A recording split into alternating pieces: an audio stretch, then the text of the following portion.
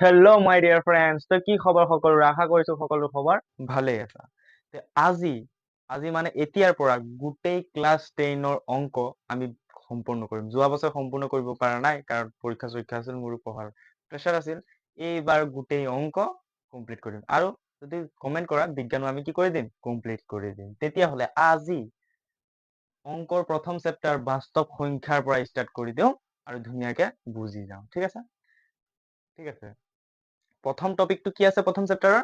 ইউক্লিডৰ বিভাজন প্ৰমেয়িকা।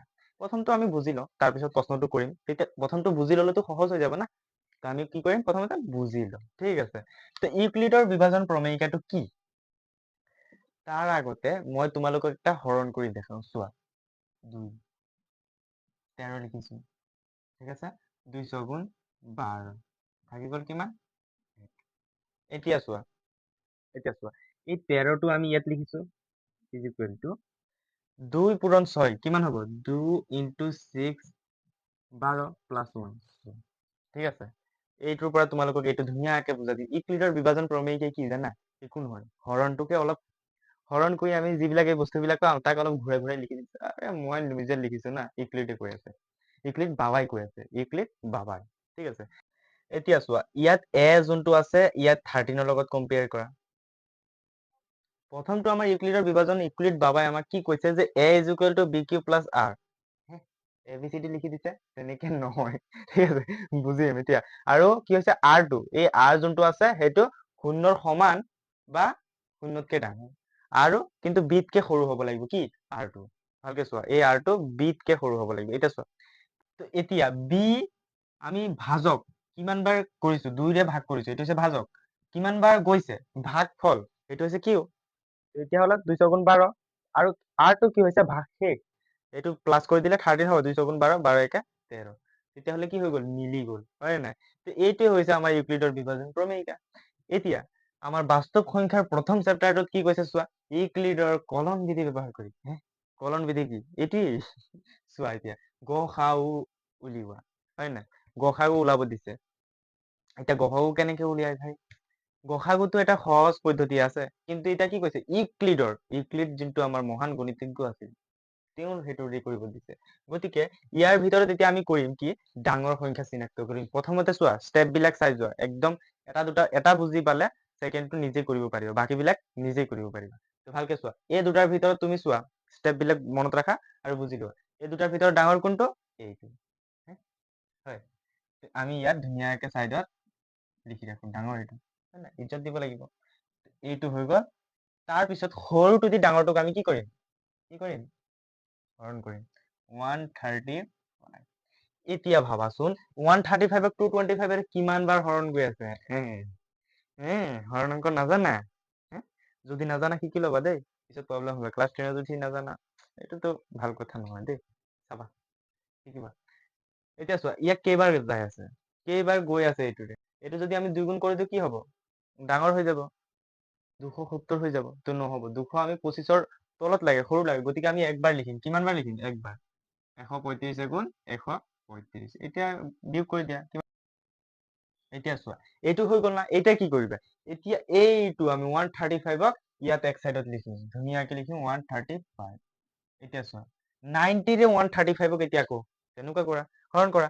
তো কিমান বাৰ যাব? 90 দুগুণ 180, 80 80, 90 দুগুণ 180। গতিকে একবাৰে যাব, 90 এগুণ 90। বুজি পাইছাতো? একবাৰ কিয় গৈছে? কাৰণ 2বাৰ হলে 180 হৈ যায়, 135 কি হৈ যায়? ডাঙৰ হৈ যায়। তো আমি ডাঙৰ হ'ব দিব নালাগে। তো এইটো কি হ'ব? 5 আৰু 14। এতিয়া কি কৰিম? এই 90টোক আমি 45ৰে কৰিম, হয় নাই? তো 90টো ইয়াত ধুনীয়াকে পাতি দিয়া। এতিয়া কোৱাচোন কেইবাৰ গৈ আছে? 45 দুগুণ 90, 45 দুগুণ 90। এইটো একো থকা নাই, 0। আমি লাষ্টৰ ভাগশেষটো কি পাই গলো? যেতিয়ালৈকে আমি 0 নাপাওঁ ভাগশেষ, গসাগু ওলাত সদায় মনত ৰাখিব, যেতিয়ালৈকে আমি 0 নাপাম তেতিয়ালৈকে কৰিয়ে থাকিম, কৰিয়ে থাকিম, কৰিয়ে থাকিম। পৃষ্ঠা লাগিলে শেষ হৈ যাব, কৰিয়ে থাকিম। এতিয়া হৈ গ'ল, আমি এইটো পাই গলো। এতিয়া ইউক্লিডৰ ধুনীয়াকে লিখিবা, এইটোতে শেষ হৈ যোৱা নাই। এতিয়া তোমাৰ গসাগুটো কি হ'ব? লাষ্টৰ যোনটো তোমাৰ কি ভাজক, লাষ্টৰ ভাজকটোৱে তোমাৰ হ'ব গসাগু। এই মানে 45টোৱে হ'ব তোমাৰ গসাগু।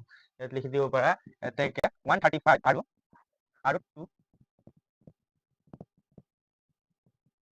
ঠিক আছে, কিন্তু আৰু এটা বস্তু তলত লিখি দিবা যে ইউক্লিডৰ বিভাজন প্ৰমেয়িকা বা ইউক্লিডৰ কলম।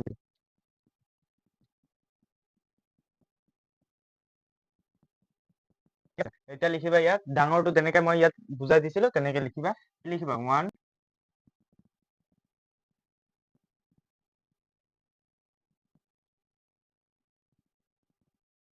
ঠিক আছে, এনেকে ধুনীয়াকে কি কৰিবা লিখি ল'বা। ঠিক আছে, তেতিয়া ধুনীয়াকে হৈ যাব। এতিয়া গসাগুটো হৈছে 45, একদম ইজি। ইজি হয় নে নাই? ইয়াতকে আৰু ইজি কি হ'ব? গতিকে গোটেই কিন্তু কোৰ্স কমপ্লিট কৰাই দিম মেথছৰ। ঠিক আছে, খালি মোৰ শৰীৰটো সুস্থ থাকিলে হ'ল। তোমালোকে ভগৱানৰ তাত প্ৰাৰ্থনা কৰা যে মই ঠিক ঠাক থাকো ধুনীয়াকে। মই যদি সুস্থ থাকো তো গোটেই তোমালোকৰ কোৰ্সটো কমপ্লিট কৰাই দিম। ঠিক আছে, তো তোমালোকে এইটো বুজি পাইছা নে নাই সেইটো কোৱা। যদি বুজি পাইছা কমেন্টত বুজি পাইছো বুলি কবা, যদি বুজি পোৱা নাই কিয় পোৱা নাই ভাই, কিয় বুজি পোৱা নাই আকৌ চোৱা। ভালকে চোৱা নাই সেইকাৰণে বুজি পোৱা নাই, আকৌ চোৱা লাগিলে। ঠিক আছে, নহ'লে মই একটা শ্বৰ্ট টাইমত বুজাই দি আছো, ধুনীয়াকে চোৱা। ঠিক আছে, বুজি লোৱা। প্ৰথমতে ইউক্লিডৰ বিভাজন প্ৰমেয়িকাটো এইটো চাই লোৱা যেনেকে আছে, ইয়াৰ পৰা কম্পেয়াৰ কৰি বুজি লোৱা। আৰু মই বুজাইছো এইটো নকৰা, এইটো চোৱা। এইটোৰে আমি হৰণ কৰিছো আৰু হৰণ কৰাবিলাক কিয় নাজানো জানিব লাগিব। তো হৰণ কৰিছো, লাষ্টৰ যোনটো ভাজ্যটো থাকি গ'ল সেইটো আমাৰ গসাগু, আৰু ইউক্লিডৰ কলন বিধি ব্যৱহাৰকে এনেকে ধুনীয়াকে কি কৰিবা লিখি দিবা। ঠিক আছে, সেকেন্ড কুৱেশ্যনটো চোৱা। সেকেন্ড কুৱেশ্যনটোত এতিয়া চোৱা আৰু কেনেকে কৈছিলো মনত আছে ষ্টেপ বিলাক, কোনটো ডাঙৰ ইয়াৰ ভিতৰত, এইটো ডাঙৰ 38220 ডাঙৰ আৰু এইটো সৰু, গতিকে ইয়াক আমি ইয়াৰে ভাগ কৰি ধুনীয়াকে হৰণ কৰি দিম। ভাগ মানে কি হৰণ কৰা। তেতিয়াহ'লে এইটো ধুনীয়াকে চাইডত লিখা 38220 আৰু 196 এৰে কৰিম। ঠিক আছে, এতিয়া চোৱা ইমান ডাঙৰ সংখ্যা এতিয়া কেনেকে যে ভাগ কৰিম, এইটো বহুত কনফিউজ লাগি যায় ইনিচিয়েলি, মানে ফাৰ্ষ্টত তুমি কৰিব গ'লে অলপ কনফিউজ লাগি যায়। কিন্তু চোৱা ভালকে, ষ্টেপ বাই ষ্টেপ ডাইৰেক্টলি কৰিব নোৱাৰিলেও ষ্টেপত কৰিবা। ঠিক আছে, কেনেকে কৰিবা চোৱা। 196 এগুণ 196, ইয়াত 1 এটা পাতি দিবা। কি পাতিবা 1। ঠিক আছে, ধুনীয়াকে চাবা। আমি কি কৰিম, ইয়াৰ পৰা লিখি নাযাওঁ, ইয়াৰ পৰা হৰণটো কৰিব জানাই, এইটো আৰু বুজাই লাভ নাই। 196 বুজিছা নাই। এতিয়া আমি বিয়োগ কৰি দিম। ঠিক আছে, এতিয়া ওপৰৰ পৰা 2 আৰু 0টো নমাই দিয়া। এতিয়া চোৱা, এতিয়া আকৌ চোৱা 196 এৰে আমি এই গোটেইটো ধৰি নথওঁ, গোটেইটো ধৰিলে আকৌ বহুত ডাঙৰ হৈ যাব। গতিকে আমি এই চাৰিটা ধৰিম। প্ৰথমটো 186 এৰে নাযায়, কাৰণ 196কে সৰু হয় নাই। গতিকে এইটো 1862 ধৰিম। এতিয়া কিমান বাৰ গৈ আছে, 9 বাৰ গৈ আছে। তোমালোকে ভালকে চোৱা, এইটো চোৱা 196 তো চোৱা 9 বাৰ কৰিলে 1764 ওলাই আছে। কি ওলাই আছে 1764। এতিয়া আমি বিয়োগ কৰি দিম ধুনীয়াকে। ইয়াত 12 পৰা 4 গ'ল, থাকিলে 8। হয়, ইয়াত কিমান 5 9 98 আছে না। এতিয়া 196 ইয়াত কেইবাৰ যায়, 196 into 5। এতিয়া চোৱা এইটো ঠিক আছে, বুজি পাইছা। এতিয়া আমি বিয়োগ কৰিছো আৰু শূন্যটো আমি নমাই দিছো। এতিয়া ইয়াৰ আকৌ কেইবাৰ যায়, 5 বাৰ গৈ আছে। কিমান বাৰ, ইয়াত 9টো পাহৰিলো লিখিব 9, আৰু ইয়াত 196 এৰে 980 কিমান বাৰ গৈছে, 5 বাৰ গৈছে। 980 মানে ইয়াত একবাৰতে কাম খালাস। তো ইয়াৰ গসাউটো কি হ'ব বুলি ভাবি আছা, 195টো হ'ব গসাউ। ঠিক আছে নাই, কাৰণ ইয়াৰ দি আমি নেক্সট ভাগ কৰিব লগা হ'লেহেঁতেন। ঠিক আছে, কিন্তু এইটো ডাইৰেক্টলি একবাৰতে আমি কৰি দিছো। চোৱা এইটো ভালকে চাবা অলপ পূৰণবিলাক চোৱা। আৰু একবাৰ কৈ দি আছো, 196 এগুণ 196 বিয়োগ কৰিছো, বিয়োগ কৰি আমি নমাই দিছো। ধুনীয়াকে বিয়োগবিলাক চাবা। আৰু নেক্সট কি কৰিছো আমি 196 এৰে আকৌ 9 বাৰ গৈছে। গতিকে এইটো এই সংখ্যা চাৰিটাহে লৈছো, শূন্যটো এড নকৰিবা, বহুত ডাঙৰ হৈ যাব। কিমান বাৰ 95 গৈ আছে। গতিকে চোৱা, তো কি হৈ আছে 9 বাৰ গৈছে। তাৰ পিছত এতিয়া আমি বিয়োগ কৰিছো, বিয়োগ কৰাৰ পিছত 196 এৰে ইয়াত কিমান বাৰ গৈছে, 5 বাৰ।